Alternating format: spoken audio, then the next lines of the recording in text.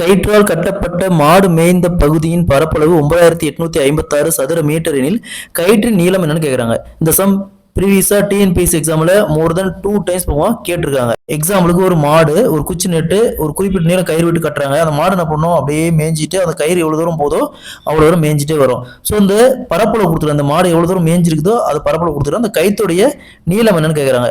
So இந்த model some கேட்டாங்களா.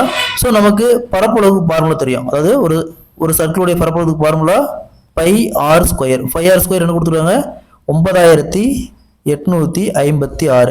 Next இந்த பைக்கு வேல்யூ தெரியும். Pi is equal to 22/7. ஸோ இங்கே பெருக்கல் இருக்கு, இந்த பக்கம் தான் வகுத்தல் வரும். அப்போ r square is equal to 9856 into 7/22 வரும். அடுத்தது இந்த 9856 22 கேன்சல் பண்ணுமா, 448. அடுத்தது 448 56 இன்ட்டு 8 ரைட் பண்ணலாம். இன்ட்டு இங்கே ஒரு 7 இருக்குது. ஸோ இங்கே பாருங்க 56 இன்ட்டு இங்கே 7 8 56 சீக்வல் டு ஆர் ஸ்கொயர். அது ஆறுங்க 2 டைம் இருக்கு. நமக்கு தேவை ஆர் அப்படிங்கிறது இந்த கைத்துடைய நீளம். அப்போ R equal to 56 metre. Option D is the correct answer.